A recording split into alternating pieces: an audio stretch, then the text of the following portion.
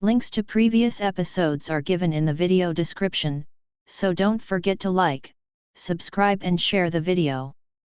Forsaken Luna, the Alpha's regret. With one final glance at the mansion, I turned away and walked off, leaving everything behind. My existence, my spouse, my position as the Luna, and everything I have ever strived for because my alpha husband chose to reintroduce his ex-girlfriend into our lives, and he cast me out. However, what he was unaware of was that I was expecting his child, but that secret will remain buried with me. He doesn't deserve to know anything about them. However, what is even more captivating? Nicholas, the wealthiest and most merciless alpha, returns when he discovers that another merciless alpha is already raising his triplets. Episode 1. Michelle's POV. With trembling hands, I collect the paper from the doctor and continue to stare back at it. I was not expecting what he said a few minutes ago. How can I be pregnant? Was this some kind of joke? He said I couldn't get pregnant, right? I have been trying for 2 years now and my efforts yielded superfluous dejections, so this is why the result in my hand has me trembling. 3 years of being the Luna of my pack has got me trying to produce an heir to the legendary pack of the Shadow Warriors, but I could not. My husband, Alpha Nicholas, would be so happy to hear this news. After all, we have been trying together. When I was just 16 years old, my mate manifested himself. I worked at the pack kitchen with my aunt after my father and my mother died from a pack war when trying to save Nicholas, and since then, aunt decided to just make meals for the pack house. On that fateful day, I found out that Nicholas was my mate and I was damn too excited. He was the talk of many. What made me more excited was the fact that he also showed interest in me, and during my 18 years birthday, we had our mark and mate ceremony. For 3 years, Nicholas has made me feel like the best woman on earth. He was the most loving husband and I cannot wait to share this good news with him. Are you sure of what you are saying, doctor? I want to be sure I heard him correctly even with the papers in my hands. Of course, Luna, he answers. You are 3 weeks pregnant.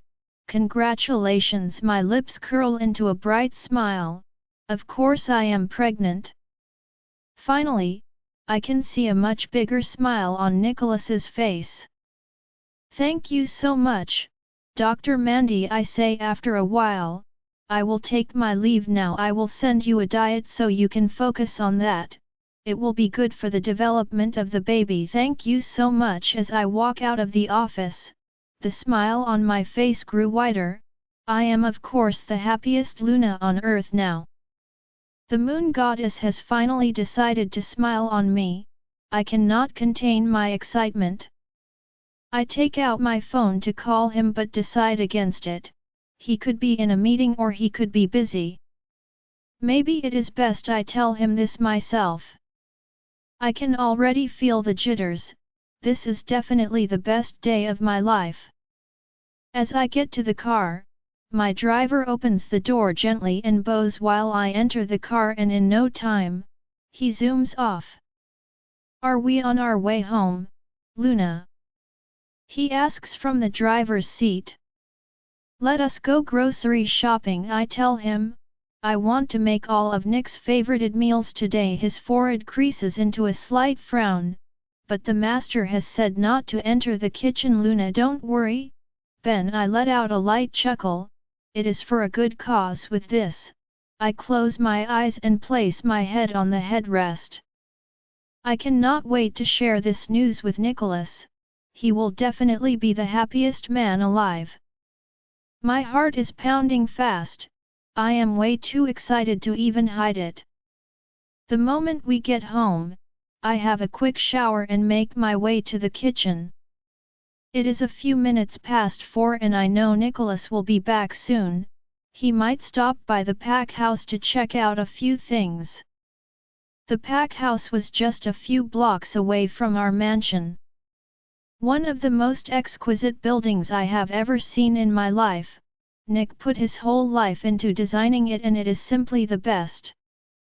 One could call this heaven. Good evening Luna, the cooks greet me as I saunter into the kitchen. I will make Nicholas's dinner tonight, I tell them.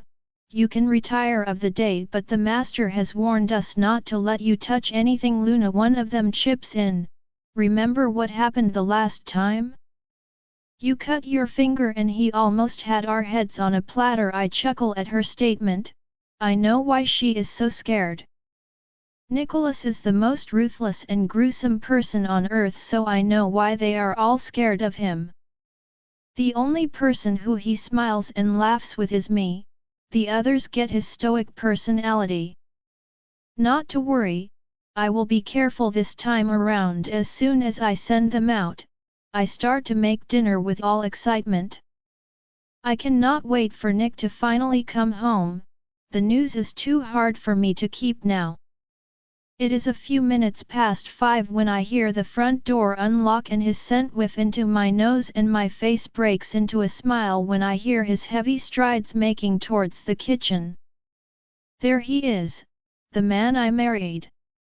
Nicholas has a scowl on his face when he sees me covered in dough, and he balls his hand into a fist while scrunching up his forehead. I told you not to cook right? He asks me. His face is devoid of any kind of emotions. Why don't you ever listen? Will you scold me? A pout appears on my lips. I was trying hard to make dinner for you. I told you to let the cooks do their work, he scolds, and for a moment, I am taken aback. I finally noticed he didn't look like he is in a good mood. Are you okay? I finally ask him. He looks a bit uneasy and upset. What could be the reason? Maybe a deal didn't work out? Let the cook do their work, Michelle, he retorts, and I stop right in my tracks. This is the first time in 3 years that he is calling me by my name. What exactly is going on with him? What? The words hang in my throat when I hear the clicking of heels on our marble floor, and before I can say anything, she appears behind him. His ex-girlfriend is standing right behind him. It feels like my whole world had come to a standstill. How can he even bring her here now? What is going on here? I can't help but ask him, why is she here? Hey, Misha, coy smile is gracing her lips, and how I want to smack it off. How dare she come into my home without my permission? Nicholas. I ignore her and return my attention to my husband. What is going on here? It has been a while, Mish. She continues to talk to me again, but I also continue to ignore her with my attention on my husband. I asked a question.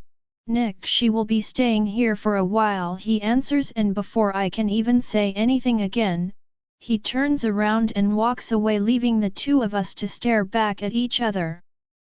I can see you are making dinner, Natalia says after a while, and I roll my eyes at her before going after Nicholas. I am aware he is the leader of the pack and can do as he pleases, but he cannot bring a total stranger into our home without giving me a proper explanation for that. The moment I enter the room, he was removing his shirt from his body, and he did not even bother to spare me another glance. For the 3 years we have been together, Nicholas always made sure to give me a welcome kiss and allowed me to help me remove his clothes, but today, he is acting very different from the man I know, and it is kind of worrisome for me. He was never like this. Nick. I call out to him from the door. I had a hectic day at the office, Mish, he retorts. I am not in the mood to talk to anyone right now. I think I deserve an explanation for what is going on here. Nick, I walk up to him. Now the news of my pregnancy was somewhere in my head. I want to share it with him, but with the way he is behaving, I decide to hold myself for a while. I wanted to share it when the two of us were alone. What is wrong with you, Nicholas? What are you so upset about? I mean, I am your Luna, isn't it right that you discussed this matter with me before bringing your ex-girlfriend to the house? This isn't some charity organization and… Cut it out, Michelle. He cut me short, his eyes staring back at me. I am in no mood for this. I open my mouth to talk again when my eyes travel to the paper peeking out of his suit pocket. My curiosity skyrocket. Why is there a single piece of paper in his pocket? Nick was a thorough man. Nick, I still think you should. Michelle. He thunders and I flinch, holding onto my stomach in the process. Unknowingly, I am afraid of hurting the baby inside of me. Didn't he tell you? Natalia's voice filters into my ear as she appears by the door. We wanted to keep this a secret, but you have become so inquisitive since the last time I saw you. Mish. A scowl appears on my forehead as I purse my lips. What exactly is this mad girl talking about now? Natalia. Nicholas calls out to her. I will talk to her myself, but it seems you cannot do it, Alpha. She replies, and I get more confused the more. What exactly is going on between the two of them, and what secret conversations are they holding? And I said I will talk to her myself, Nick retorts. Take some rest, of course. With one last glance, Natalia walks away while I return my focus to Nick, who is now sitting on the bed. Here he pulls out the paper from his suit. I didn't hesitate to collect it, and when I open it, my heart sinks to my knees. It is boldly written, divorce agreement, and Nick's signature is already stamped boldly on it. What is this? I am too stunned to even complete my statement. What? My voice trails off as tears well up in my eyes. What rubbish is this? Let's get a divorce, Michelle. Nicholas drops the bombshell and I almost collapse to the ground, but because of the little life growing inside of me, I hold myself. Wasn't I excited about telling him we had a baby coming on the way? How did the table turn so fast? Why? Nicholas, he cut me short. I have already signed and I have spoken to my lawyers. You will get as much alimony as you may possibly want, that is not an issue. Just sign the papers so we can proceed. Are you being serious right now? I can't help but ask him, we have been together for 3 years and now you just want to divorce me? I have been your Luna for 3 years, Nick. A Luna I never loved. He flares up as he shoots out of bed. I have had my fair share of torture with you, Mish. I no longer want you in my life. This is the end for you now. Despite the pain, I can't help but scoff. I am aware of how ruthless Nick was, but I didn't know I would ever see that side of him. He treats me like I am the most fragile human on earth, and now… Nicholas. I walk up to him and gently grab his arm. You know we can talk about this, right? Whatever is going on in your mind, we can discuss it. Did I do something wrong? Did I just sign the papers, Mish? He growls. I am not in the mood to exchange words with you. After he is done, he walks out of the room again. I follow him out of the bedroom and I come to a sudden halt when my eyes catch the lady standing in front of him just outside our door. By now Natalia is clad in a pair of see-through nightwear and I can see her underwear clearly. What exactly is she doing?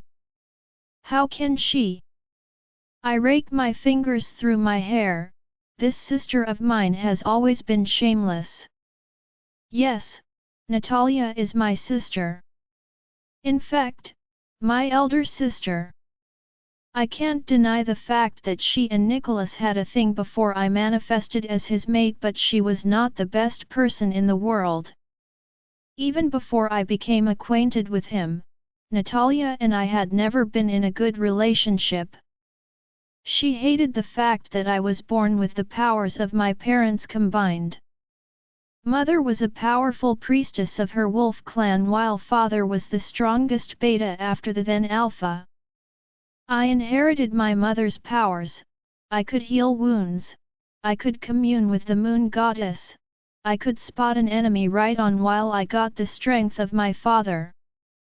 I didn't entirely rely on Nicholas to save me. I was capable of saving myself, but this was only known to me. Not even Nick knew. Only Natalia knew, and we both swore an oath never to tell anyone. Whoever did will die.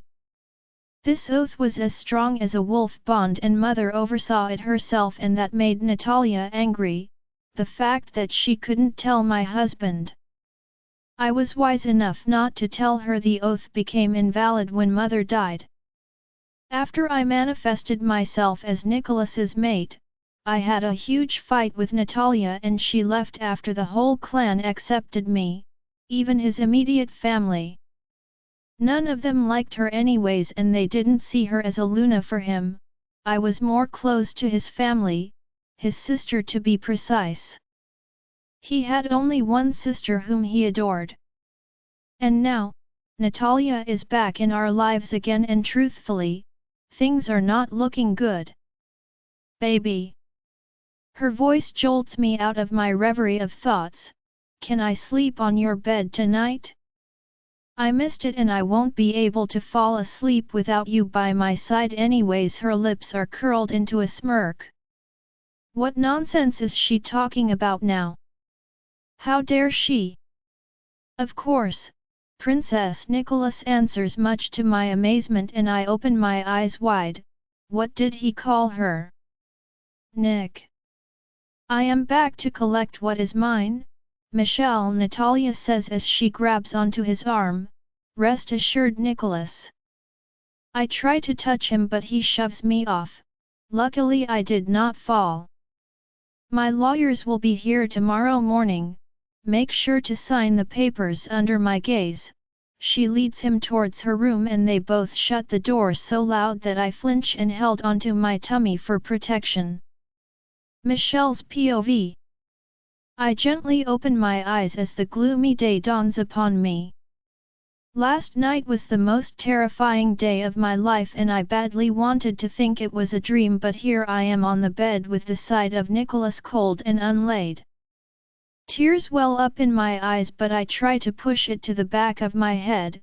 The divorce papers are lying on the table beside me while the pregnancy report is just by the side. One contained my happiness and the other contained my pain. My 3 years of marriage have come crashing to the ground with a loud bang. I feel like a weakling. I grab the divorce papers again and stare down at it. The words are dancing before my eyes. The fact that Nick's signature is staring back at me makes everything so unbearable. Did he even hesitate before signing this? Did he even have a second thought before penning down his signature? A lot is going on in my head as I continue to look at the papers in my hand. I can no longer contain the tears and it hurts so much. I can feel my legs go weak. Dropping the paper back on the table, I pull my body out of bed and make my way towards the bathroom. As I enter, my own reflection catches my attention. I look like a shadow of my former self just in one day. In one day, Nicholas had made me a laughing stock to the demons that haunt me. How will I be able to face the world outside? I turn on the shower and allow the water to run down my body. Maybe the stench of my shame will be reduced by the time the water rushes down my body, but the more it pours, the more the tears come running, leaving me trembling with pain and agony. We were supposed to be talking and discussing about our baby, but Nick didn't even know I am pregnant for him. He didn't even realize I am carrying the heir to the pack, he didn't. After half an hour, I finally come out of the shower and force myself to get dressed. I put on a pair of denim and a t-shirt while leaving my hair in a messy bun. Finally, I make my way out of the confines of my room to the wickedness of the outside world. "Good morning, Luna," the housekeeper, Grace greets as she comes across me. "Where is Nicholas?" I ask her. "He is having breakfast with Natalia," she answers, and a new kind of pain envelops me. For the past 3 years, Nick had not had breakfast without me. We always ate together and now he is eating with her? Okay, I make to walk away, but Grace halts me again. "You look so pale, Luna," she says. "Are you not feeling fine? Just go about your work, Grace." I am definitely not in the mood to talk to anyone, and with that, I make my way down the stairs and the silent chuckle of Natalia reaches my ears. Bracing myself, I walk down to the dining room and they were having breakfast and laughing out loud. The moment I enter, their attention turns to me and I can see an evil smirk dangling at the base of her lips. "Hey," Natalia's voice filter into my ear. "Come, join us for breakfast. Can we talk?" I turn to Nick. "I have something to discuss with you." "I have a meeting at the office," he tells me. "I don't have time to talk to you." "Since when?" I raise an eyebrow at him. "Do you even know what I want to talk to you about?" He said he has a meeting at the office. "Mish," Natalia butts in. "Why don't you listen? I was definitely not talking to you. Have you signed the papers?" His words reach my ear and I am a bit confused. Isn't he supposed to be taking my side? "Nick, you..." He glances at me for a moment and returns his focus on Natalia. "I will be on my way now." Pushing his chair back, he picks up his jacket and makes his way out of the room without sparing me another glance. My chest tightens as I watch him walk out of the house, leaving the two of us to ourselves. When did everything go wrong? You seem not to understand the writing on the wall, Mish. Natalia tries to talk, but I roll my eyes at him and follow Nicholas out of the house. He is just about to open the car door when I walk up to him and place myself before him. "Nick! For sake, let me be, Michelle," he half yells while balling his hand into a fist. "I have a meeting and I have to be on my way." "Do you think you are doing the right thing? We have been married for 3 years and you think it is cool for you to just throw everything away? It was a marriage of convenience," he blurts in my face, making me. "You will get everything you need, so just sign the papers." "So you never loved me?" He scoffs at my statement. No alpha genuinely loves his mate, Mish. It is all to fulfill righteousness and not to forget. Natalia and I had a thing before you came into the picture. With that, he opens the car door and in no time, his car zooms off, leaving me standing looking like a fool. The tears I was struggling to contain comes bursting out of me. I cannot hold it. His words cut through my soul and I can feel my chest tighten again. 3 years all gone to the wind. I didn't know you to be a desperate one, Mish. Her voice filters into my ear again and I turn my head to her direction. You sure have some nerve to show up at my house, Natalia. You know what I am capable of doing and yet you dare to come into my home. Aren't you scared? Natalia scoffs while crossing her hands over the other. I totally agree with you, Michelle, she retorts. I might not have the powers you possess, but I have the man you want, my dear sis. 3 years ago you made me leave him for you and now, I am here to take him back. Why do you have a problem with that? This won't be the last of it, Nat. Let us wait and see. An evil smirk appears on her face. I think you should pack up and leave before he comes back. I have a good news to share with him and I don't want you near him. Natalia places her hands on her tummy. You know, I have a little life growing inside of me. I freeze for a few seconds. I am trying to figure out what she means. What did you say? I finally find my voice. I am pregnant, Mish. She finally drops the bombshell. What? This can only mean one thing. She has been meeting Nicholas long before now and that means he has been cheating on me with her. My chest tightens again. Nicholas has been cheating on me. So now you know that I didn't just come of my own accord, right? I have been your husband, Mish. After she is done, Natalia turns around and walks away leaving me to myself. No. I yell at the top of my voice and stump to the ground. My tears continue to fall in torrent. Nicholas has made a mockery of our relationship and our bond. I can feel the threads of our relationship breaking into the tiniest bits. This shouldn't be happening. Luna, one of the house helps, walks up to me as I am still sprawled on the ground. Are you fine? Without saying anything, I pull myself up and sniff back a tear. Nick had a lot of explaining to do. Welcome, ma'am. The receptionist greets me as I saunter into the building. People are trooping in and out of the building. Being one of the most successful fashion companies, Nicholas had no equal. His companies were spread across the world and he was one ambitious man, feared and respected among many with thousands of enemies as well. Aside from that, being the Alpha King gave him more power and edge over others. He is a phenomenal one, but that didn't mean he could cheat on me and refuse to give me any explanation. Where is Nicholas? He is in a meeting, ma'am. Without saying anything, I make my way towards his private elevator and in no time, I am on my way to the conference room. The moment I throw the door open, all eyes turn on me, but I only have my gaze only on one person, the man in the middle. I am here to talk to you, Nick. He rolls his eyes and leans back on his chair. Michelle, can't you see I am in the middle of a meeting?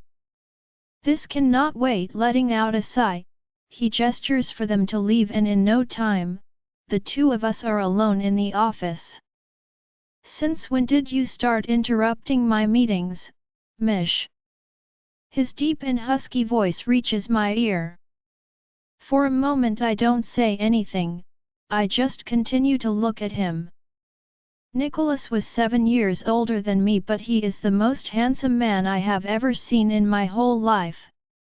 Everything about him intrigues me, but the fact that he bedded my sister makes me nauseous. The stench of their love-making is almost so choking for me, I find it hard to even breathe in front of him. Did you cheat on me, Nick? I go straight to the point. You had a wife at home, a mate which you are bound to for the rest of your life, and you went ahead to sleep with my sister. So? His face is expressionless. Is that why you had to stop my meeting? What? Sign the papers, Michelle. He continues to speak. We are done. I am getting married to Natalia and she will become the Luna of the pack, the same pack you so much love. We have nothing in common anymore. I reject you as my mate. My heart shatters into 1,000 pieces the moment his words reach my ear. I can feel the bond breaking and my wolf howling in my head. Everything inside of me is in a great turmoil. I begin to feel dizzy and my legs almost give way, but I hold myself. I cannot give up now. I have a child growing inside of me. I must be careful. Breaking a bond we used 3 years to build, is that very easy for you? You are forcing me to say things to you, Mish. What? Why did you tell Natalia that I am unable to father a child so she should leave? What? Did you or did you not stop her from attending the wedding? You had her locked up and beaten, is that a lie? Did you actually believe what she said? Answer me. He bellows and I gulp. Yes, I had her locked up, but it was because… Nicholas shoots out of his chair in anger and begins to take slow steps towards me, his eyes darkening at the sight of me. You have got guts, Michelle. I took you as my Luna and you betrayed me. But I am your wife, a wife I have divorced, he yells. You disgust me, Mish. I hate you so bad that I feel like sniffing the life out of you. I have a child growing in her womb, that is enough evidence that you have been toying with me for the past 3 years. I have a child in my womb too. I want to tell him, but I hold myself. Right now, he is not even worth it. So you better do the needful and get the hell out of my face. You disgust me. Pain and anger envelops me. I pull out the paper from my bag and slam it on the table. I will not sign these papers, Nick, I yell at the top of my lungs. I cannot let Natalia reap where she did not sow. My words trail off when he grabs my throat and pushes me against the wall, his eyes spitting venom of hate and anger towards me. The only reason why you are still alive in front of me is because we are acquainted, Michelle. But if you dare say a word against the woman I love, I will make you pay. You think your family will accept her? Do you think the pack will accept a Luna who is self-centered and doesn't care about anyone else but herself? The pack doesn't need to accept her, he replies. I accept her. She is my Luna and will be the mother to my son. So you better leave before I get angry. He shoves me off and I grab onto my tummy to protect my fetus from getting hurt. Now get out of my office. I don't bother to say anything anymore. He has shown me exactly who he was. I lived with a monster for 3 years and this is the repercussions of my actions. Glancing back at him for the last time, I walk out of the office and the tears fall again. I still find it hard to believe that Nick is the same man I married. Right from time, I have always admired him for the way he ruled and made decisions. Everyone in the pack respected him and no one dared to go against him. I loved that about him. Nicholas ruled with an iron fist, but he made sure to shower me with all the love he could give. How could I have known that he was only toying with my emotions? How could I have known that I was just a pawn on the chessboard? As soon as the elevator closes, I slump on the floor in tears while clutching to my stomach. The pain in my heart cannot be compared to anything that has ever happened to me. He made me feel like I was the most foolish person on earth. Stop crying, my wolf advises me. You are not in the position to cry. You have the heir to the pack growing inside of you. I bury my head on my thighs as hard bitter tears continue to pour out of my eyes that I didn't hear my phone ring. It continues to ring until I hear it, and when I see the caller ID, my heart skips a beat. It was the doctor. Sniffing back tears, I pick up the phone and press it against my ear. Hello, I try as much as possible to avoid alerting him that I was crying. Mrs. Michelle, his voice reaches my ear. I have just detected something weird in your reports. My heart skips a beat. Was my baby okay? Tell me, what happened? Your baby is in a bad situation, he answers. You have a tumor growing directly opposite your womb. My forehead creases into a frown. What do you mean, doctor? Your baby is at risk of getting infected with the tumor growing inside of you. I will suggest an abortion immediately. Michelle's POV.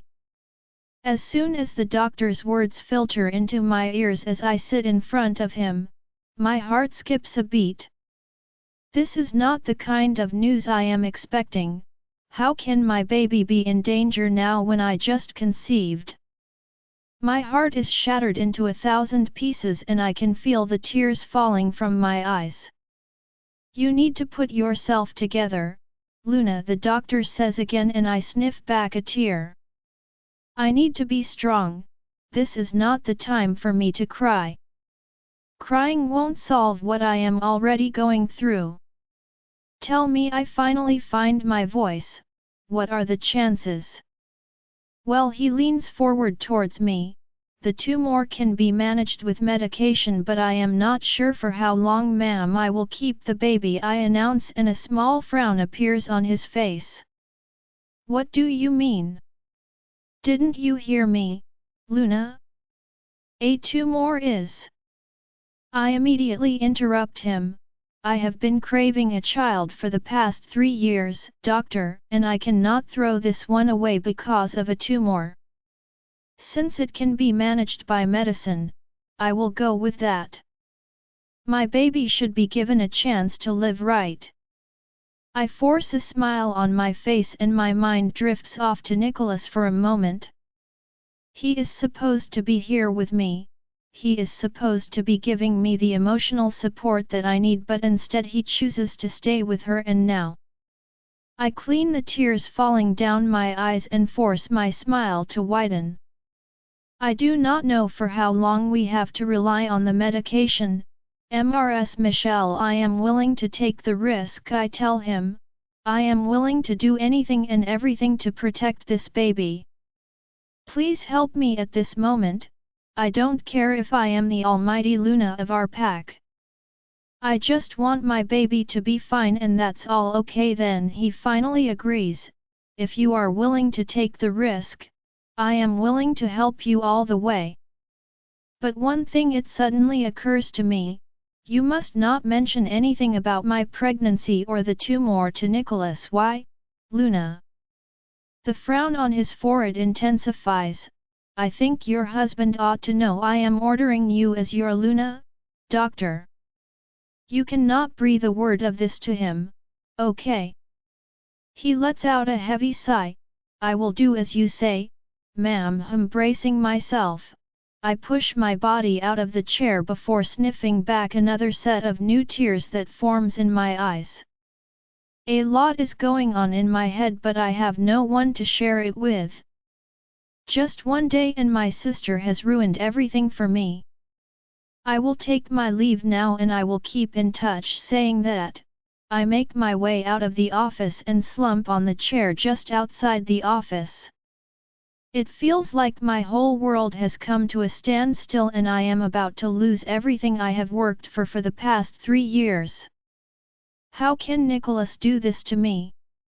How can he make a mockery of me in such a way? Until when will you keep beating yourself up? My wolf asks inside of me, but I completely ignore it and bury my head in between my palms. I am already feeling nauseous and dizzy. I just don't know what to do. You should go and talk to Nicholas, my wolf tells me again. He needs to know what is at stake. I sniff back a tear. Maybe it was right. I need to talk to him. I need to speak to him. With this at the back of my mind, I spring up from the chair and make my way outside where my car is parked. To Nicholas's office I tell my chauffeur and he nods before zooming off. Nicholas, my voice trails off when I push the door open and I find the two of them in the most compromising position ever.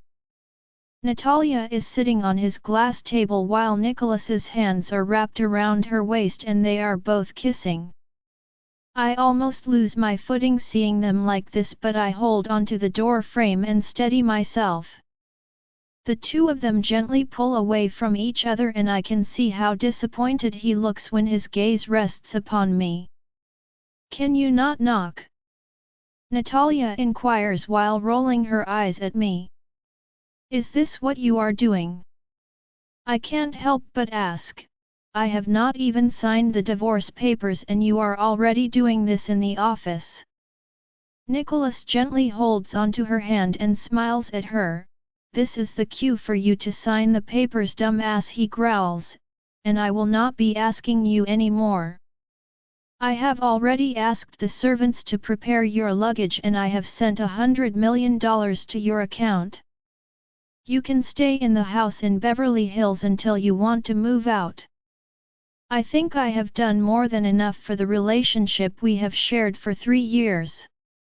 Michelle, his eyes are full of hatred towards me and tears well up in my eyes.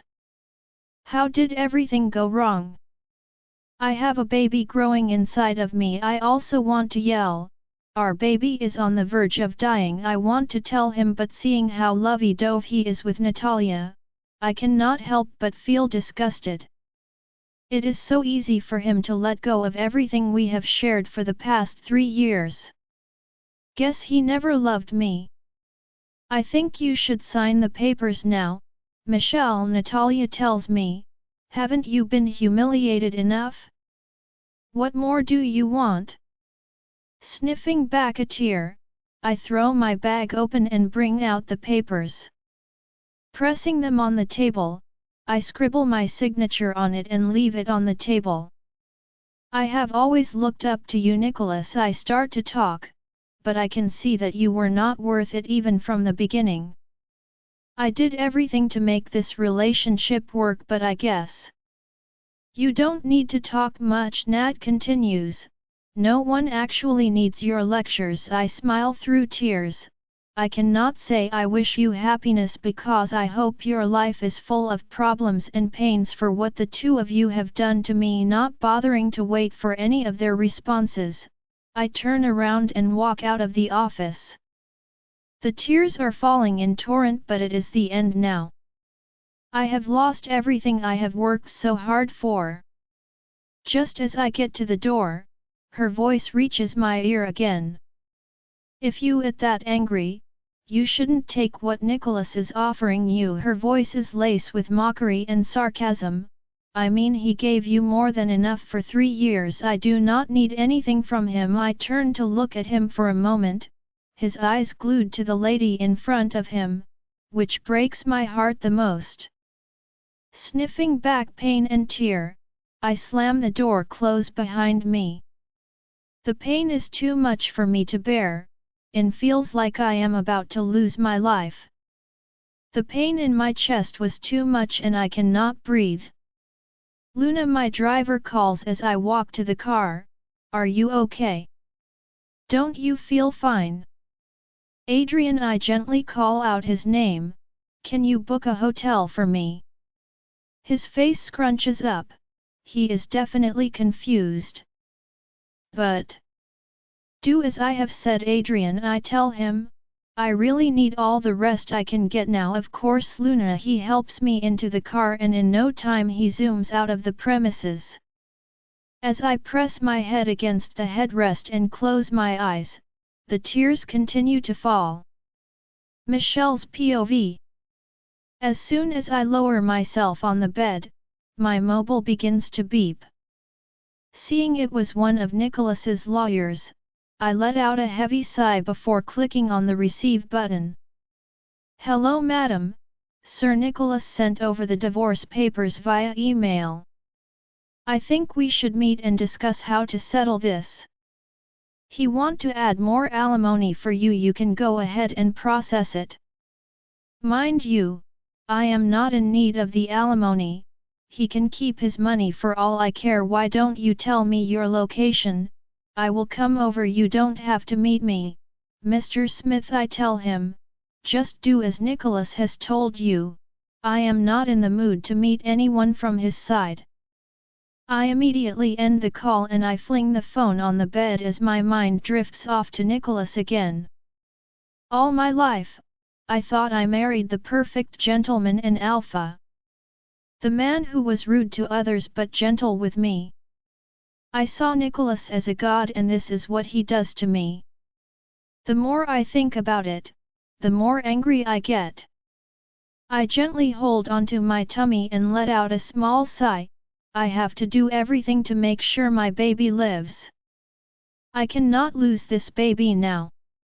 My thoughts are interrupted again and I was thinking it was the lawyer but it was Nicholas's sister. One of the best persons I have come across in my life.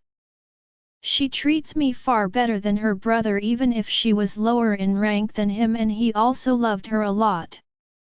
But right now I am not sure why she is calling me. I don't know if she will actually take her brother's side. I want to end the call but on impulse I stop myself before clicking on the receive button again. Luna, her voice reached my ears. Where are you, Michelle? I came over to the pack house and you are not here, you are not at the mansion either. Where the hell are you? Are you that worried about me? I can't help but ask her, how I wish Nicholas is the one looking out for me like this, how I wish he is the one worried and not his sister. Of course she snaps out, I saw your sister though. My heart skips a beat, I am not sure if Natalia has told her everything. You met her? What did she say? Just tell me where you are, Mish. I will come to meet you, I will only feel better when I see you with my eyes.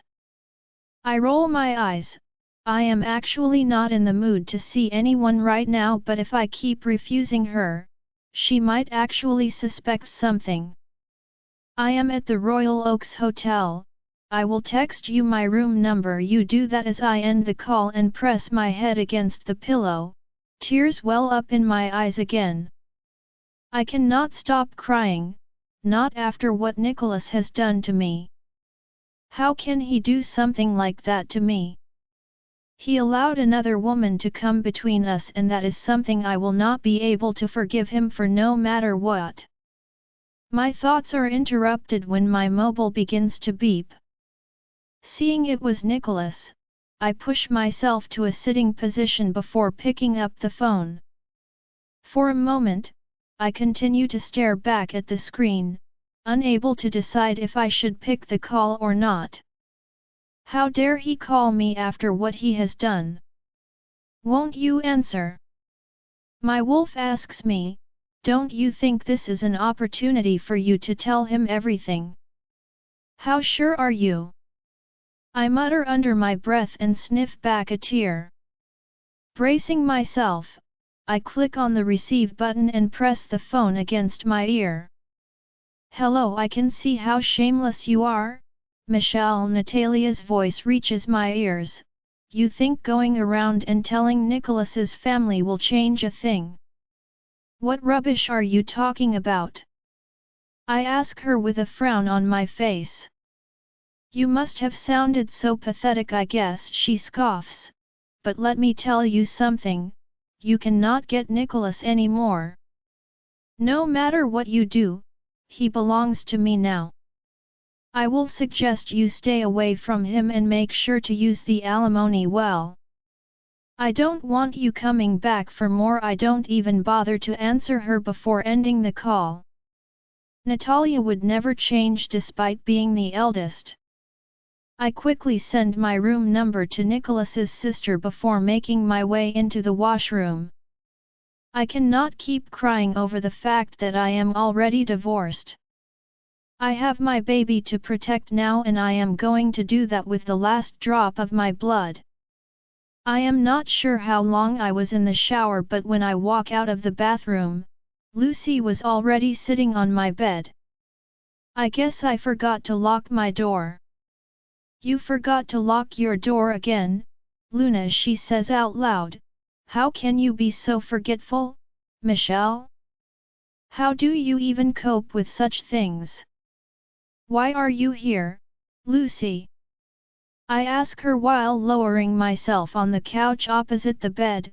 You don't have to be here. I came to check on you, Luna. The name Luna suddenly cringes me out. This is a name I have loved to hear from the mouth of the pack members for years now. I suddenly hate it. How can things change so fast? How can everything become so different in just a day? I let out a heavy sigh. The moon goddess sure knows how to make a mess of everything she created. Luna. I immediately interrupt her. Don't call me Luna, Lucy. I am sure you already know that I have already signed the divorce papers. I am no longer married to your brother and I am no longer the Luna of the pack you moved on so fast, Michelle. I did. I scoff as I take my fingers through my hair. Shouldn't you be telling this to your brother? The one who brought his ex-girlfriend into our matrimonial home. You have known Nicholas for 3 years, Mish. Lucy continues. You know what kind of person he is. I think you should. I cut her short again, and Natalia has known him longer than that. I blurt in anger.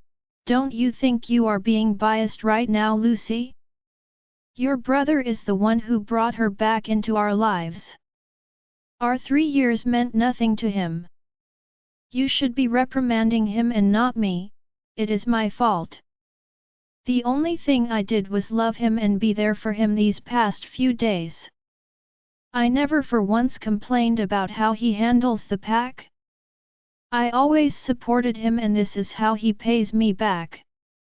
You speak like you know Nicholas in and out. I am surprised you are taking his side this time, Lucy. I am getting more frustrated than I should be. She should be taking my side. Why is she supporting her brother? Natalia is pregnant for him, Michelle, she says. Even if I don't like that, I cannot deny the fact that she is carrying the future alpha of our pack. Nicholas has wanted a child for years now. I am sure you understand why he did what he did. What? I tug at my already disheveled hair. Is she being serious right now? I actually thought you were worried about me. I guess the baby on the way is what all of you care about. You know how much I adore you, Mish. I think Nicholas is just being sensitive right now. I will talk to him and you both can get out. I am done listening to her speak so highly of her brother. I have always seen Lucy as the elder sister Natalia was, and I learned a lot from her as one of the strongest betas of our pack. I didn't expect her to switch sides so soon. What? Lucy looks surprised. I should get out. If you are going to keep singing Nicholas's praises, I think you should get out, I half yell while glaring at her. She shouldn't be doing this in the first place. I am the one who was wronged. How could she? I also have his baby growing inside of me, don't I? Leave Lucy. You deserve to be with Natalia and not me. I mean nothing to you after all. Nicholas's POV. I have just finished reading the document on my study table when my door pushes open and Lucy saunters into the room. She has a gloomy look on her face and I am guessing the meeting with Michelle didn't go as she wanted. I had told her not to, but my little sister is stubborn. I am glad she learned the hard way. I am busy, Lucy, I tell her. Why are you here? You don't seem bothered about Michelle. She asks while lowering herself on the chair in front of me. I met with her and she was extremely angry. I don't think. I cut her short.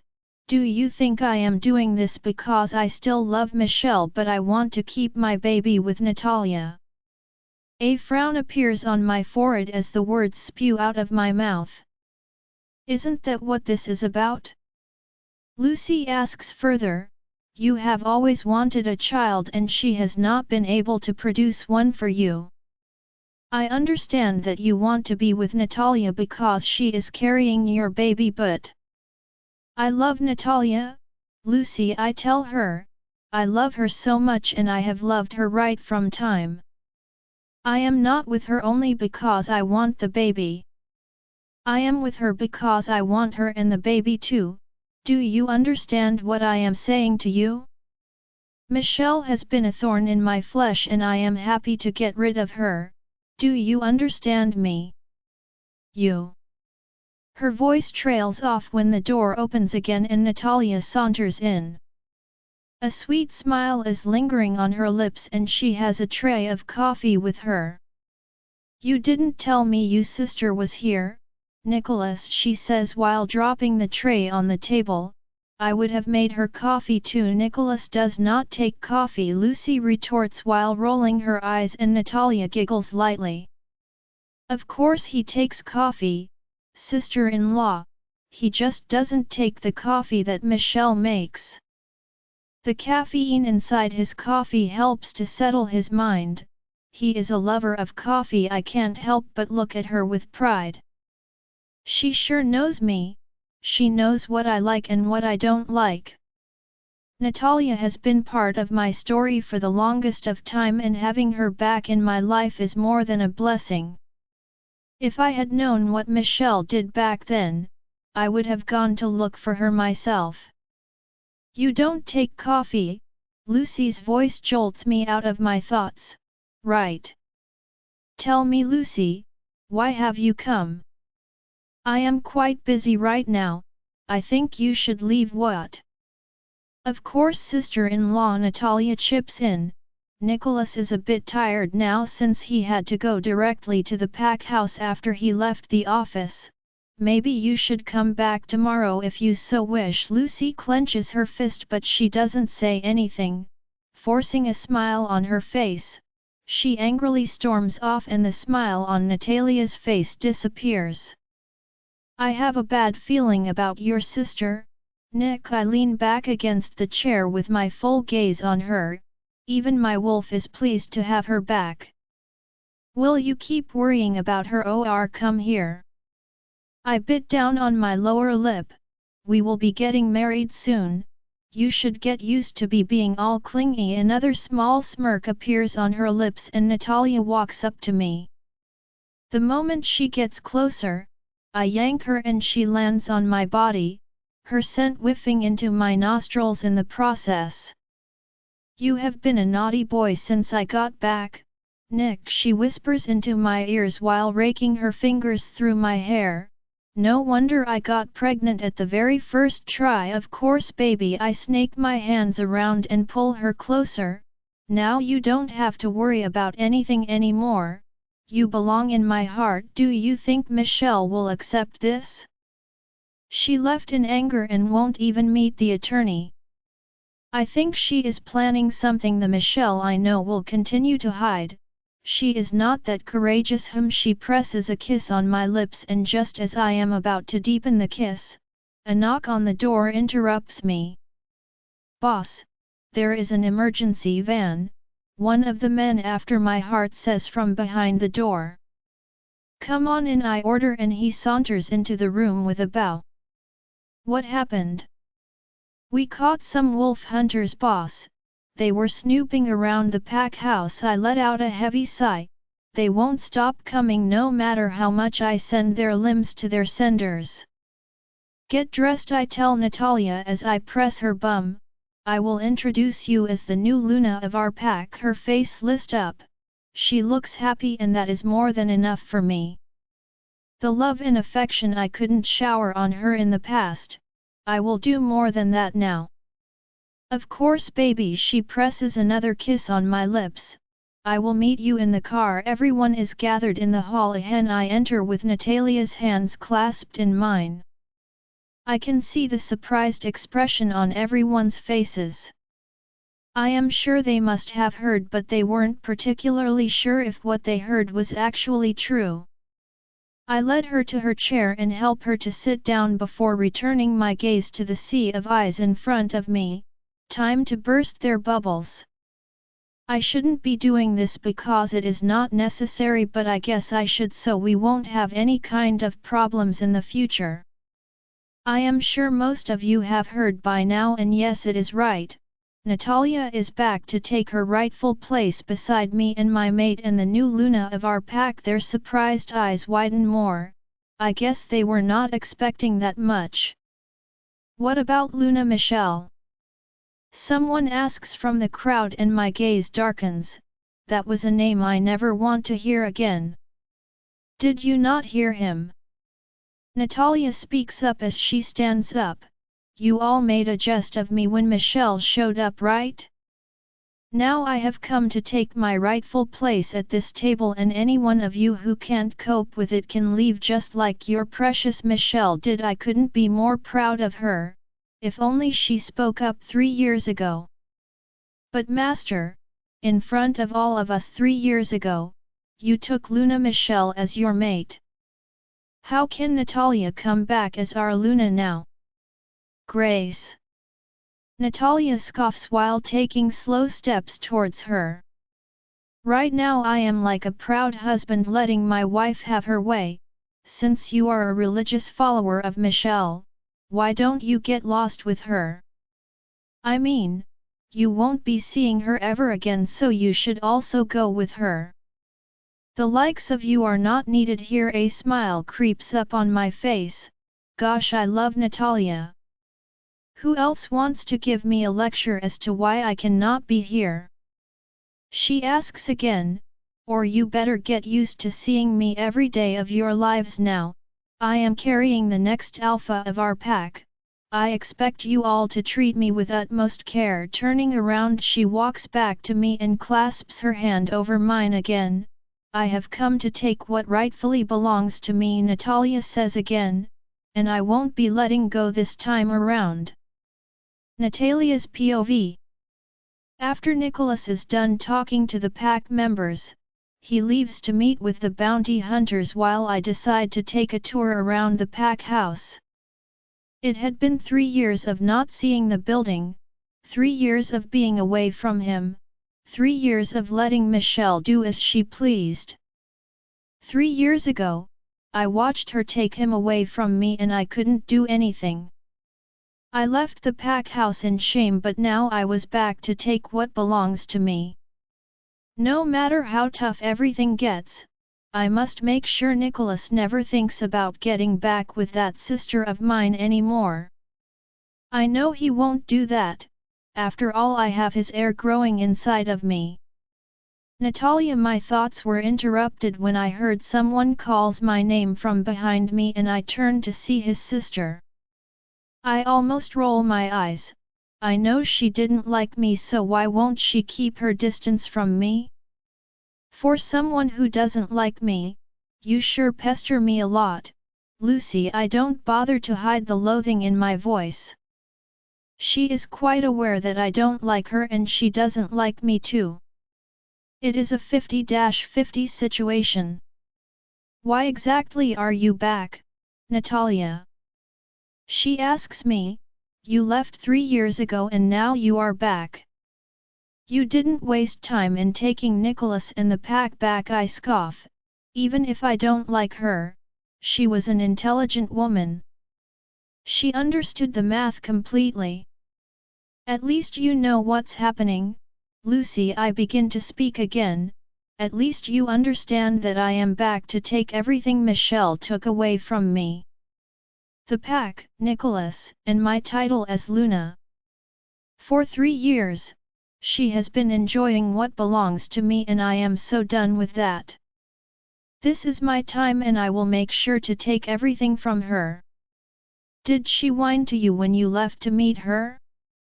I bet she must have cried a lot and you wanted to bring her back and ask your brother to take her back, right?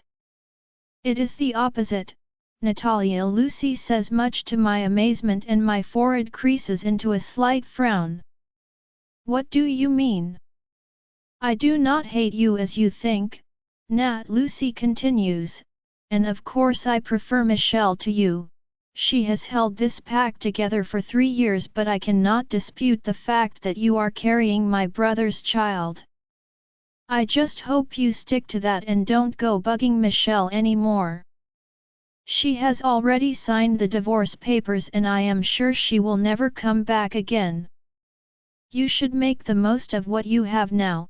You don't know what the moon goddess has planned for the future. With a smile, she nods at me and walks away, leaving me to my thoughts. Right now I am not sure if she is on my side or on my sister's side. The thought of Michelle makes my wolf growl in anger. It is a good thing that she signed the papers without any fight, she should also go through what I have gone through for years. Not interested in taking a tour again, I walk back into Nicholas's room and I am surprised to see the bathroom door open. I wasn't aware that he was back. Nick. I call out to him. I am in here, he responds. With a smirk on my lips, I remove my clothes and also make my way into the shower with only a pair of lingerie on. As soon as I set eyes on him, I gently bit down on my lips. He looks so hot with the way the water is dripping down his body and how his abs stood impeccably on his abdomen. No matter how many times I have seen this naked body of his, I cannot get enough of it. 3 years was enough to make Nicholas grow into alpha that he is now, and I have no regrets about it. You always turn me on just by looking at you, Nicholas, I whisper into his ear while trailing the outline of his naked body with my finger. For how long will you torment me with this, baby? Nicholas snakes his hand around my thin waist and pulls me closer. A gasp escapes my lips. What are you doing? I ask him and his lips curl into a coy smirk. Making you want me, he whispers before claiming my lips. His hand begins to slide down my body and he pats my legs slightly before sliding his fingers through my lacy panties, a gesture that makes my whole body shudder. You. Shah, he presses his finger against my lips. You have missed this for 3 years. Allow me to make a mess of you, princess. Gosh, he is so pretty. How did I cope without him for 3 years? How did I do it? His hand continues to massage me while his lips make a mess of me, sliding my panties to the side. Nicholas always makes me go mad. He makes me go to the 7th heaven and back. Even the previous time we had did have me feeling like this. I want him and I want him so bad. Are you trying to make me go crazy now that I am pregnant? I can't help but ask him and a smirk appears at the base of his lips. I want you and my baby to have a good time, princess, he rasps out, and I know how nasty you can get. I can already feel my whole body heating up. This is one thing I loved the most about Nicholas. He knows how to make me feel good and best. For a moment I imagined how he may have ravaged Michelle's body and it immediately put me in a bad mood. I try to move away from him. Don't move, Natalia, he growls. I touch you more intimately than I touch her, he whispers over my hair again before closing his lips. Michelle's POV. The beeping of my mobile resonates in my ears and I gently open my eyes before pushing my body to a sitting position. Picking up my phone, it is my aunt and for a moment I don't know if I should answer the call. She must have heard what happened at the pack house and I know for a fact that she wants to give me an earful. The phone in my hand continues to ring and left with no other choice, I click on the receive button before pressing the phone against my ear. Hello you brat, she sounds furious. How dare you leave without even telling me, Mish. I am sorry aunt, I say out loud. Everything happened so fast and I didn't have time to think. I had to leave immediately, but why? Why would you leave your home and your pack just because Natalia is back? I thought you were stronger than this, my dear. A look, and I rake my fingers through my wavy hair as she sigh left my lips. Nicholas wanted me gone and I didn't want to argue with him. He finds Natalia better than me and I cannot force him to love me. I have tried, aunt. Maybe it is time for my big break. I also have a lot on my mind that I need to take care of. Where are you? I will come to see you later, don't bother, aunt, I refute. I am fine and I am eating well too. You should just focus on the pack house lest Nicholas finds something to yell about. I am sorry you have to go through this alone, child. My hand flies to my tummy and I caress it gently. Of course I am not alone, I have a child growing inside of me, how can I be alone?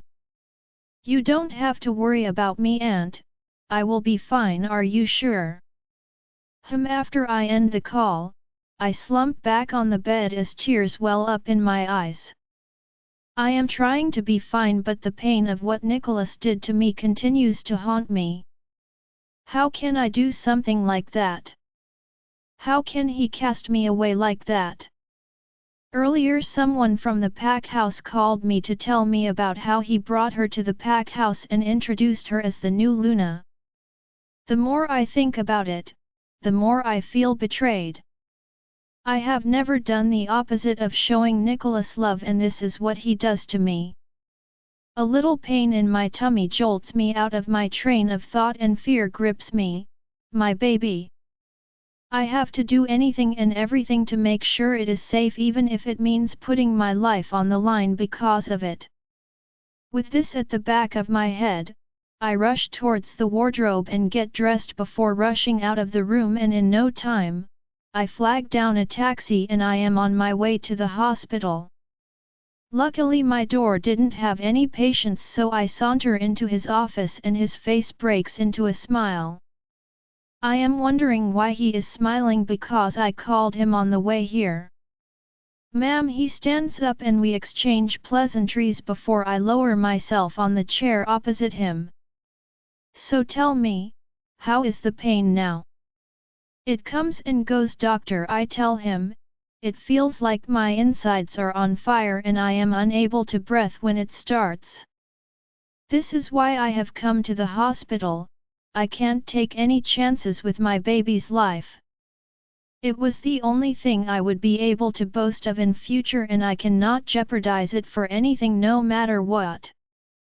I would have explained it to you over the phone, but I could sense the urgency in your voice, and that is why I let you come to the hospital. He begins to speak. That is the side effect of the medication you have been taking. The pain comes when the tumor is being affected due to the antibodies present in the drugs. With each passing day, it could get worse with other symptoms. He pauses for a while. His eyes are searching mine for something I cannot quite understand. Do you still want to continue with the medication, ma'am? I am silent for a while. I actually don't know what to say. How I wish Nicholas was here. He would have made a decision that would sit right with me, but now I am left to make the decision for me and my baby. It isn't a hard thing for me to get rid of the baby and the tumor, but this is the only thing that links me to my past and my future.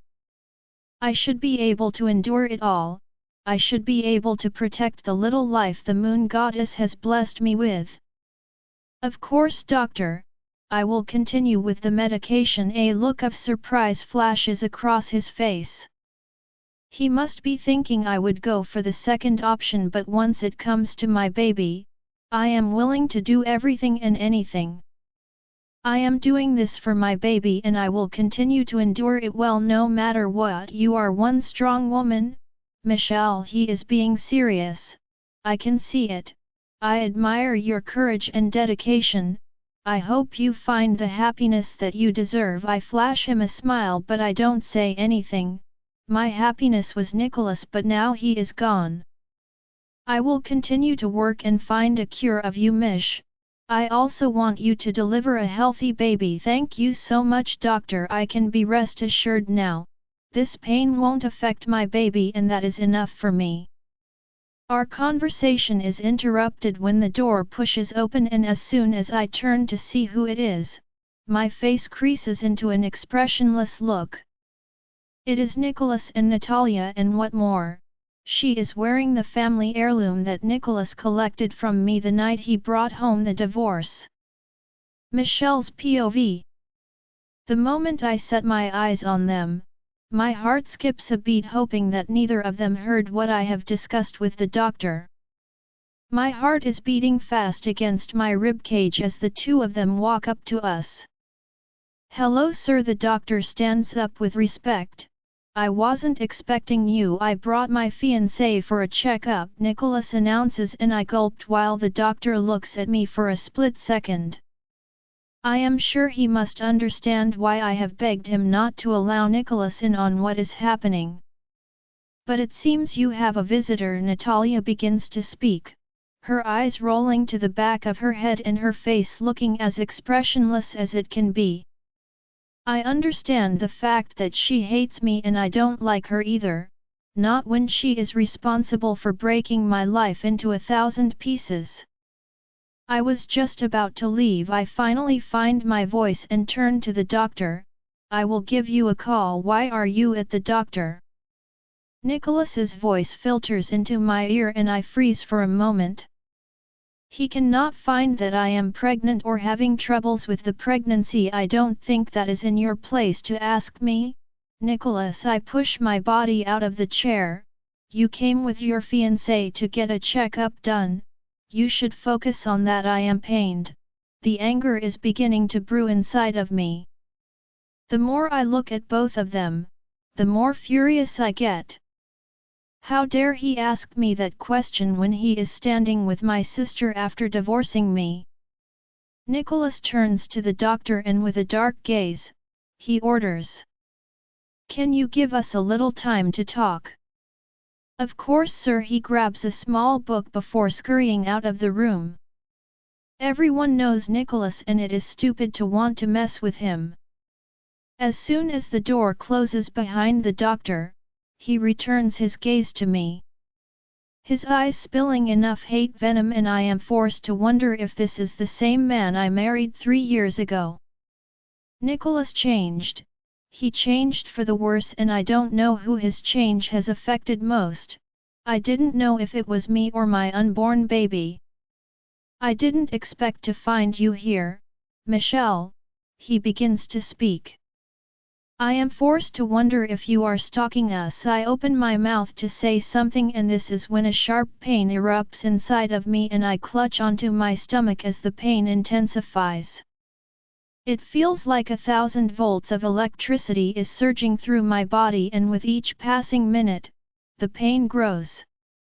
Tears well up in my eyes and the two of them continue to stare back at me holding on to my stomach.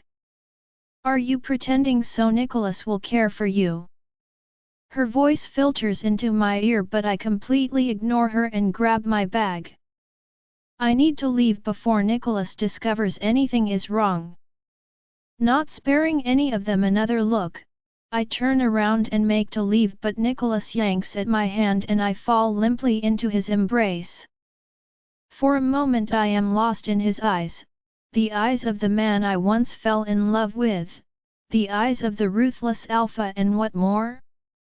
His cologne reminds me of the beautiful days we spent together. On those nights when he becomes my only source of happiness and strength, on the days when Nicholas makes me feel like a queen. How did we get here? How did he allow Natalia back into our lives and even got her pregnant? No matter how I think about it, I still cannot see a justification for his actions. He hurt me and I am going to hold on to that hurt for as long as I can. I am not done talking to you, Mish. My name rolls out of his lips and I feel disgusted. How dare he utter my name? How dare he? Even with the lingering pain, I gently shove him off and move farther away from him. Please do not touch me like that in the future. What future? Natalia sounds very upset. Why don't you just disappear from the face of the earth? She snaps and turns to Nicholas. You should let her leave. She is making me angry. I watch her grab his hand in a sensual manner and my inside churn. I have never seen a most despicable woman like my elder sister. The pain cuts through me again and hastily I walk away. I don't want them to see the tears that well up in my eyes and the pain emanating from the gazes I send them. As soon as I slam the door shut, I grab onto the wall and the tears begin to fall. The tears of my pain and my heartbreak all join together to fall off my cheeks. At a time like this, I wish my mother was alive. She would have held me to her bosom and told me everything will be fine. Ma'am, a nurse walks up to me. Are you okay? Yes, I lie through the skin of my teeth, my voice as low as it can be so no one hears me. Flashing her a false smile, I slowly make my way out of the hospital towards the entrance. I am thinking of getting a small apartment for now since I cannot keep staying at the hotel. It is overly expensive and I am too angry and proud to take the alimony from Nicholas. I don't want him to ever think that I depend on him. I am going to make a life for myself without his help. Just as I try to flag down a taxi, a blue Audi comes to an abrupt stop in front of me and due to the intensity of its noise, I immediately feel dizzy and everything goes pitch black. Enzo's POV, I have just brought the car to a sudden halt in front of the hospital when the lady who is standing away from my car collapses. I rush out of the car and run towards her, but by now she is already unconscious. Cussing silently, I gather her up in my arms and rush towards the hospital. I just arrived from the airport and I didn't get a chance to go to my hotel before rushing to the hospital. Apparently the patient waiting for me was getting worse. As soon as I enter the hospital, a group of doctors rush towards them and they all look surprised seeing me with a lady in my arms. I am also surprised myself, but this is not the time for that. Dr. Enzo, the hospital director, bows lightly as he walks up to me. Put her on bed rest and administer some medicine for her. She passed out just now. I will come to see he after my operation. Yes, doctor. With one last look at the lady who is being wheeled away, I hasten towards the elevator. Time is of the essence now and I don't want to waste it. I flew in from Los Angeles because a patient of mine suffered a hemorrhage in the brain despite having stage 3 cancer, which we have been managing for a while now. She had come to Beverly Hills for a family function and ended up relapsing and I had to come over here. She couldn't be transported back to Los Angeles. What is the status of the patient? I ask as we make our way out of the elevator, but before he can answer me, someone brushes past me and I can immediately feel it. I turn to look at him and immediately I don't like his face and he doesn't look like he likes mine either. Why don't you watch your way? He growls while holding onto the hands of the woman he is with. For a moment, it makes me remember the lady from earlier. You obviously didn't look ahead of you before walking towards me. What? Have a nice day. After talking, I turn around and walk away. I don't have the time to chit-chat with a total stranger whose energy I don't like.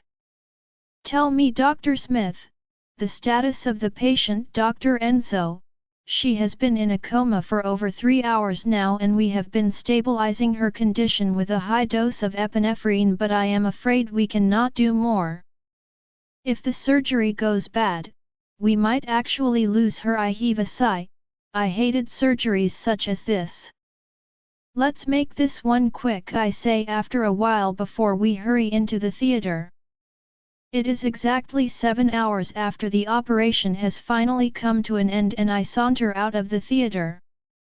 I have never been more exhausted in my life than I am now. Doctor, the hospital director, walks up to me. I have prepared the condo at the top. You can take a shower and some rest there. Everything is new so you don't have to worry. Thank you. This is not the first time in the hospital, so I know all about their hospitality and I genuinely need the rest right now. I make to move but halt on impulse when the thought of a certain someone winds its way into my head. And the lady? We placed her on bed rest as you ordered, doctor. She is taking a rest now. And her family members? Did anyone call to confirm? Not at all, doctor. Another sigh escapes my lips again as I massage the space between my brows. I will take some rest and come to see her later. Make sure to take good care of her, of course sir. With that, I turn around and walk away feeling all eyes on me, which is certainly not the first time. I am already used to everything from the people of this hospital.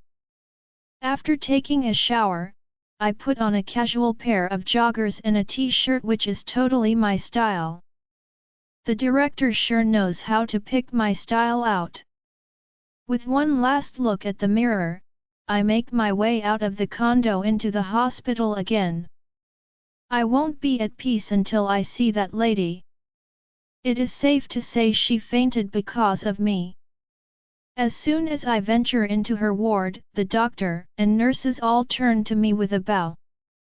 The lady on the bed looks so fragile, and this is when I notice the tear marks on her face. Was she crying?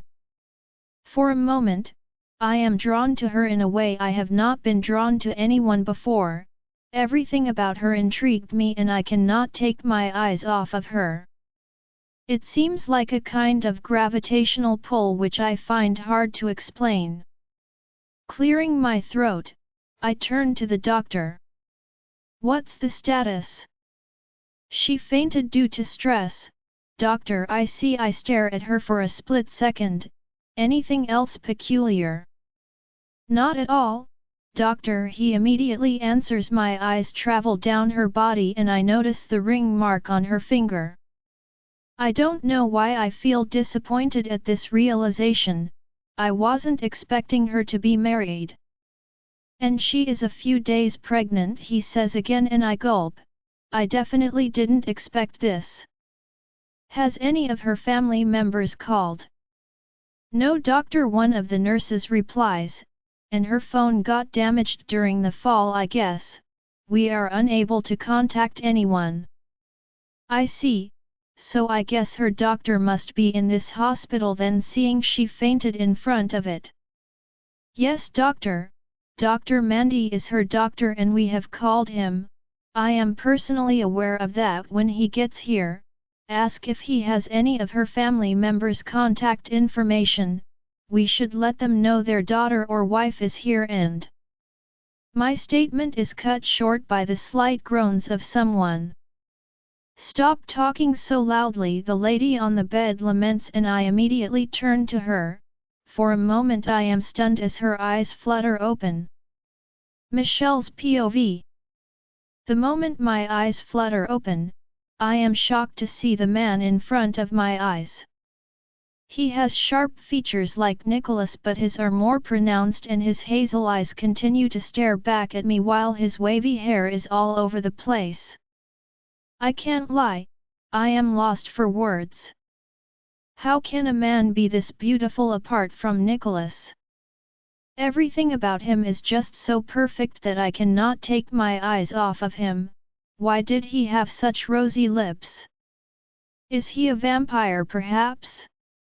A lot is going on in my head as I continue to stare at the angel in front of me, forgetting that it was their noise that woke me up.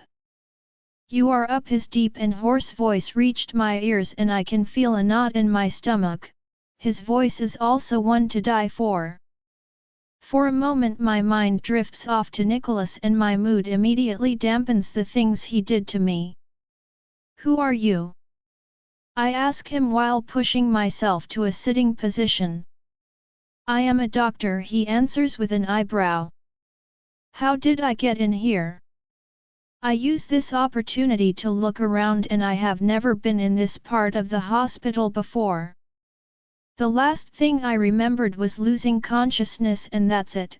I don't know what happened after then.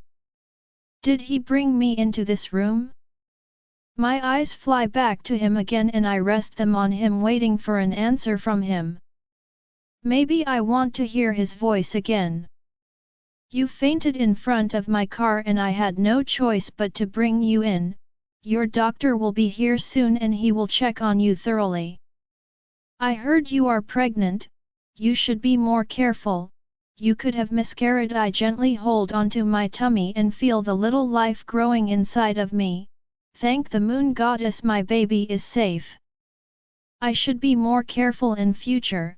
I cannot put its life in danger again. Thank you so much, doctor. I finally find my voice. I had a lot on my mind and that's why you should be careful for the safety of your kid.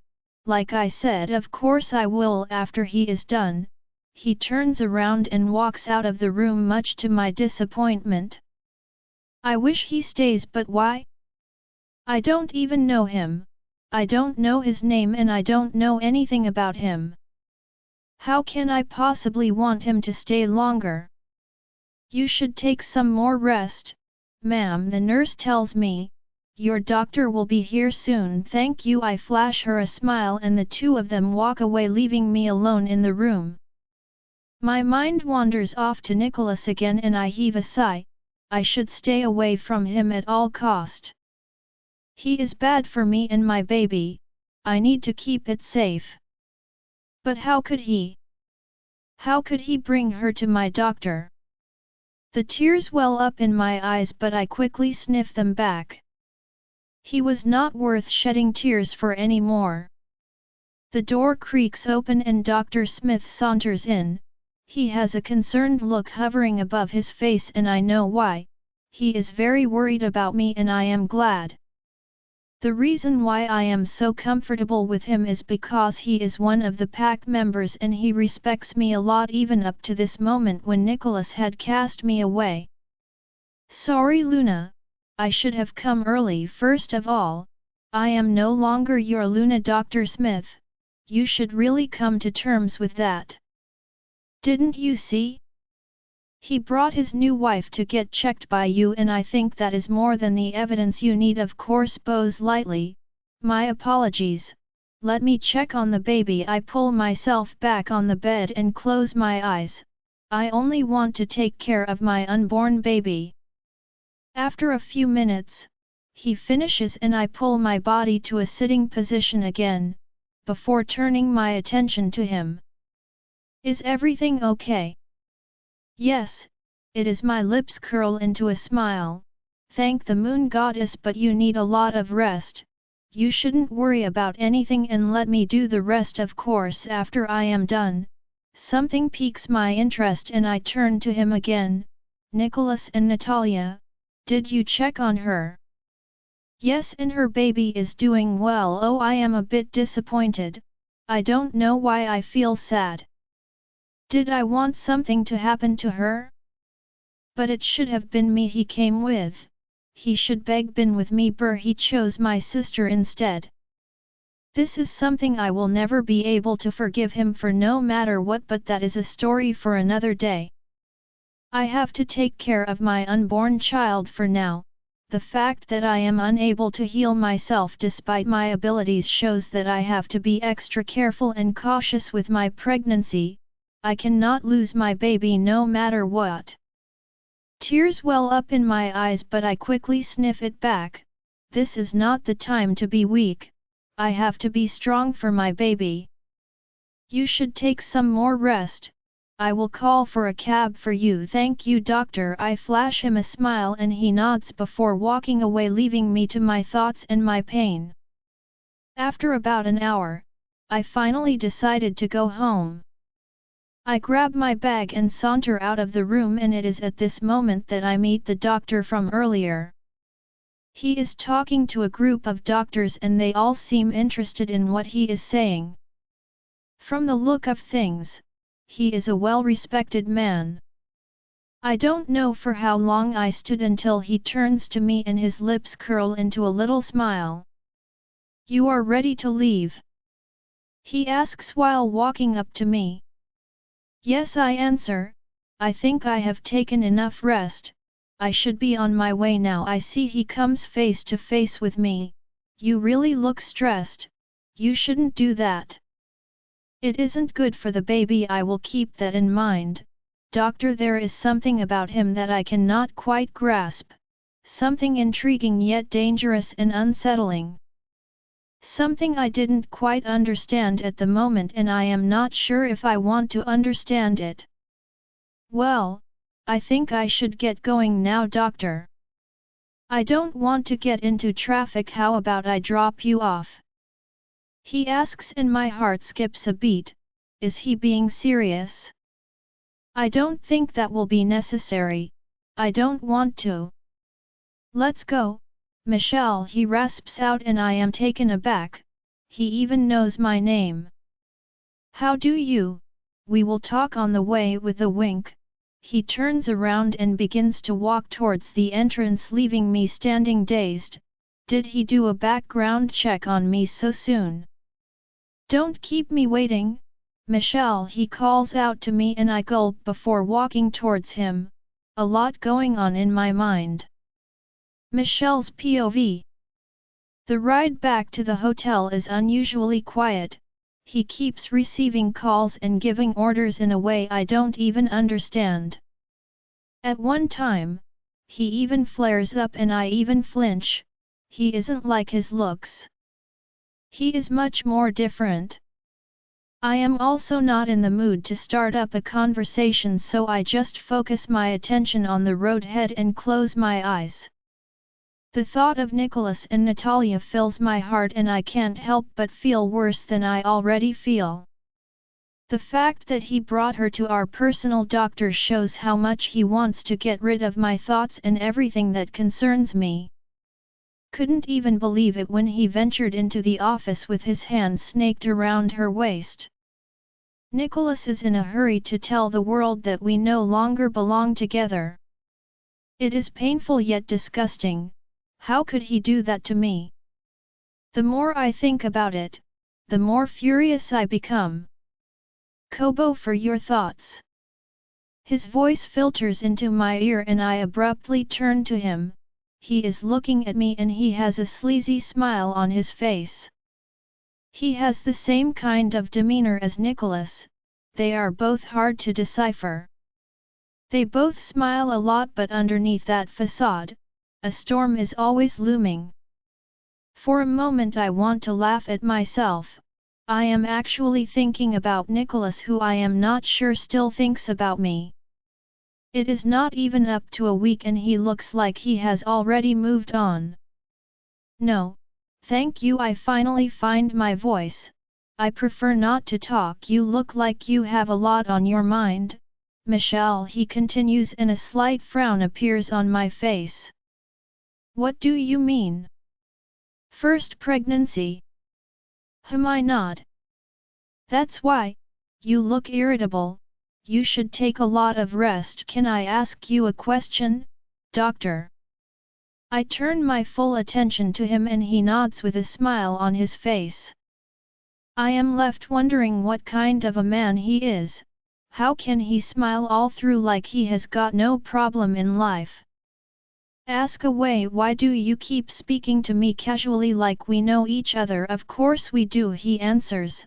A wolf recognizes another wolf. He drops the bombshell and for a moment I am speechless. I was too preoccupied to even think of what he said back at the hospital, but I can swear I felt a different aura from him when I woke up at the hospital. What? I am still dumbfounded. You.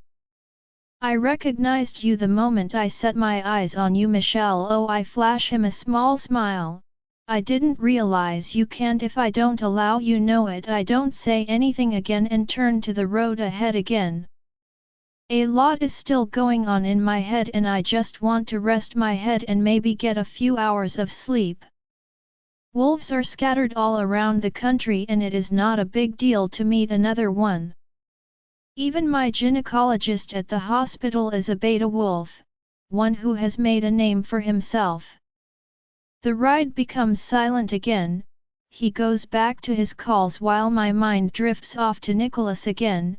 Tears well up my eyes as I remember the smile he had on his face when he walked into the doctor's office. We are here, he announces after a while, and that is when I jolt out of my train of thoughts. We are in front of the hotel. I heave a sigh. Thank you so much, doctor.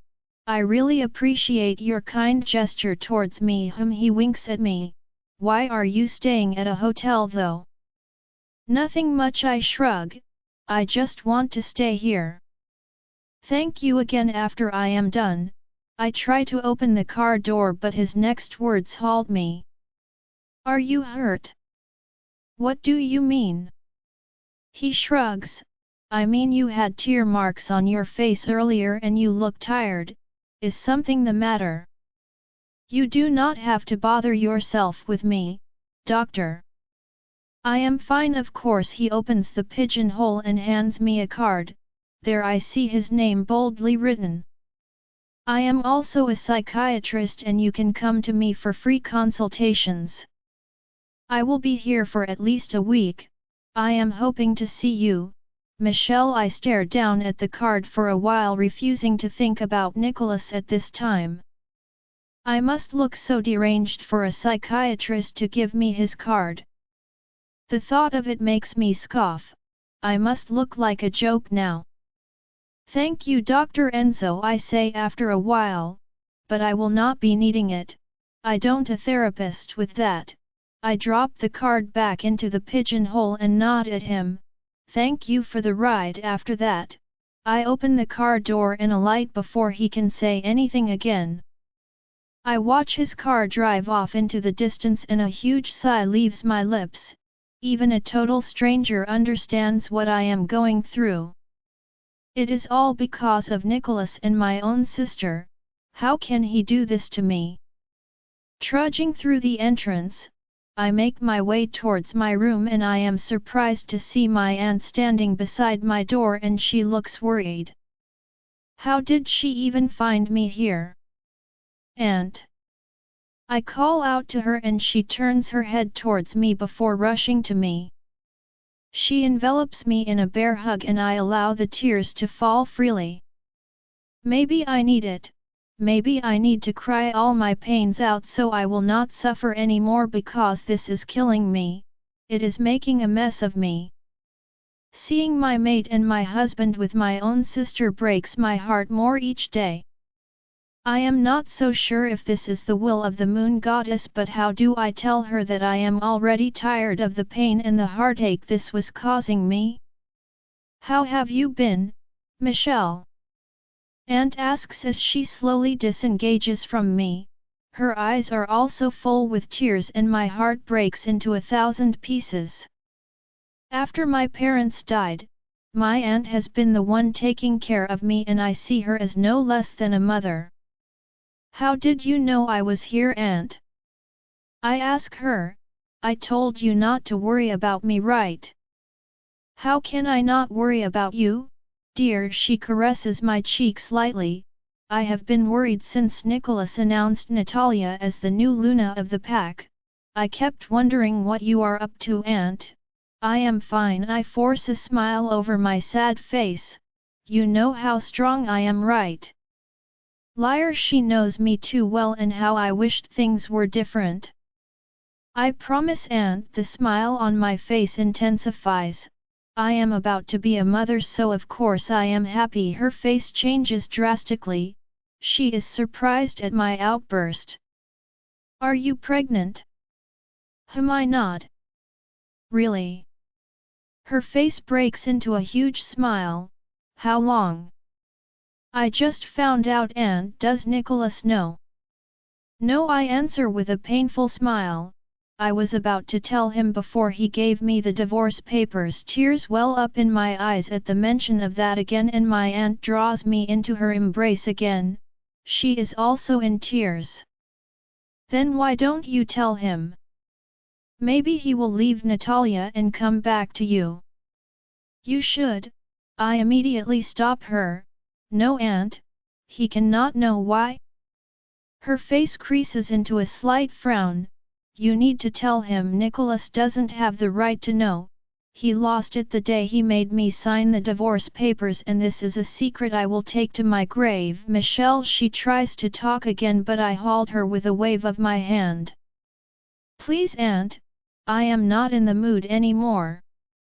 Come, we should talk more inside. With that, I walk towards the door and open it before gesturing at her to come on.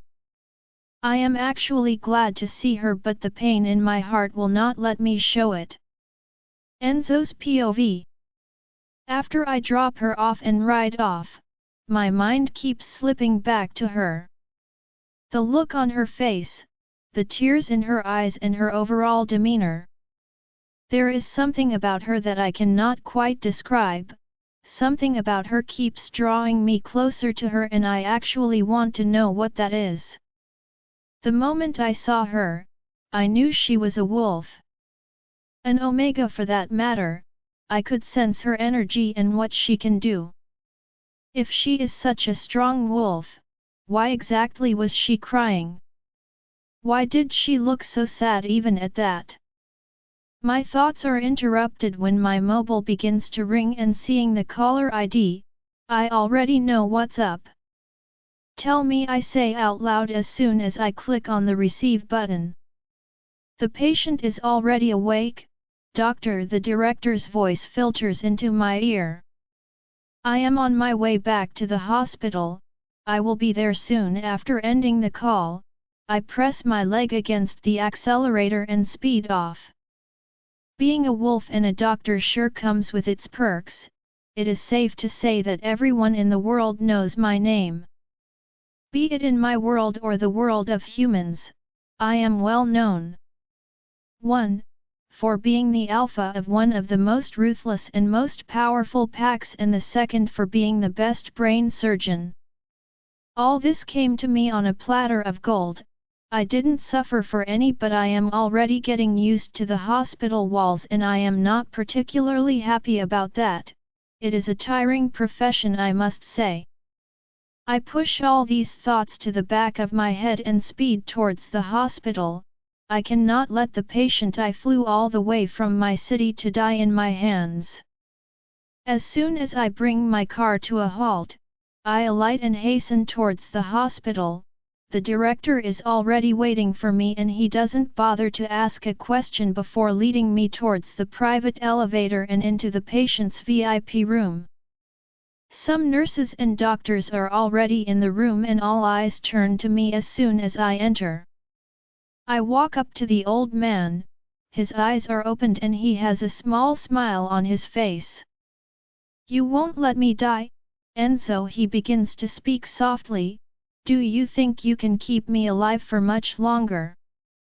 I will make you better, me Gonzalez, I tell him, and I mean it, even if it means I have to use the powers of my own world. I have known Gonzalez since my school day and I cannot just give up on him in such a manner. You cannot do too much for me, Enzo, he continues, the smile still on his face. Just let me die already so I can rest in peace. Aren't you making a nice joke? I try to laugh it off, but the old man looks adamant as always.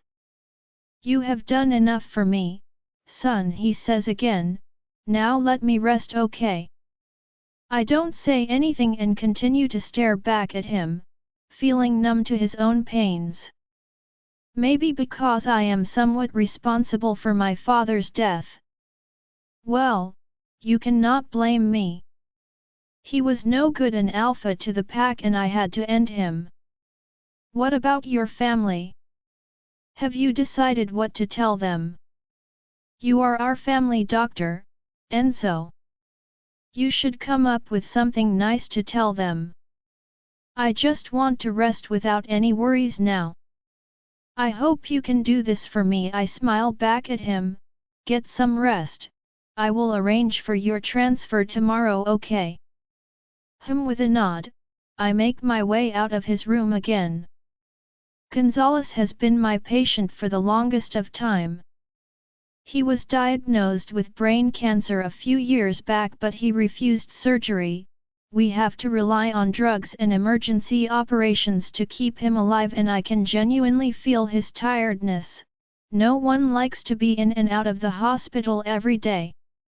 My thoughts are cut off when I see Dr. Mandy coming out of the Gina Ecological Laboratory, and the thoughts of Michelle slowly make their way back into my head. Dr. Mandy, I call out to him and I feel him flinch in fear. I scoff. He has always been this way. Doctor, he bows slowly. Why do you look like you have seen a ghost? I ask with a raised eyebrow, and he nods in the negative.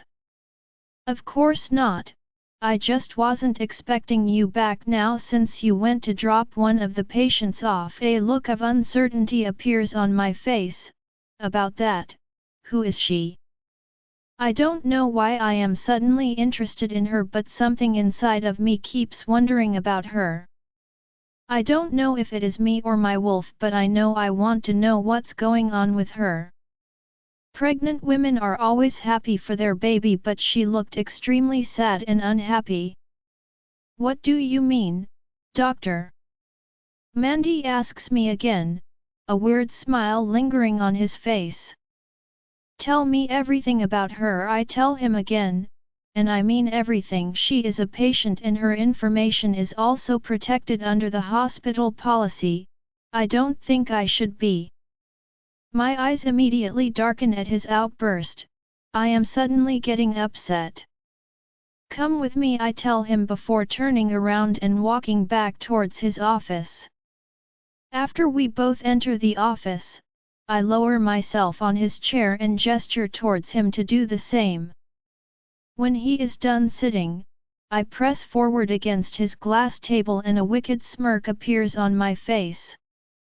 This will be the last time I will ask, doctor. My eyes continue to stare back at him. Tell me everything about her. But doctor, with a snap of my finger, you will be breaking fast with the moon goddess. Don't make me angry. He heaves a sigh. A weak omega like him knows not to annoy me. He knows that too well. Not to brag, but I am one of the most ruthless alpha alive, and Mandy knows it well. He knows not to mess with me. I don't think you want to upset me, now do you? She is pregnant. He begins to talk, but her pregnancy is complicated. She has a tumor growing directly opposite her womb and it could potentially lead to her death. I have spoken to her to do an abortion, but she insists on keeping the baby since she has been looking for one for 3 years now. This is like a bombshell to me. I didn't expect this to be the reason why she looks so sad. And her husband? They are divorced, Mandy answers, and she doesn't want him to know about the pregnancy or the tumor. I lean back against Rune chair as her face winds its way into my head again. She is one of the stubborn types. Very well then, I push my body out of the chair. Thank you. After that, I make to leave, but he stops me again. You seem overly interested in her, doctor. Is that a problem? I inquire with a raised brow. I just don't think you want to concern yourself with things that do not matter. I scoff again. Now that you have said it, I really want to concern myself with her. Not bothering to wait for his response again, I hasten out of the office again before making my way towards the entrance. It seems like I need to see her again. You are overly interested in her, my wolf says to me, and I clear my throat. Of course I am. She has the most beautiful set of eyes I have ever seen. Join our Facebook and WhatsApp group for more updates. Link is given in description. Rest audiobook will be continued in next episode.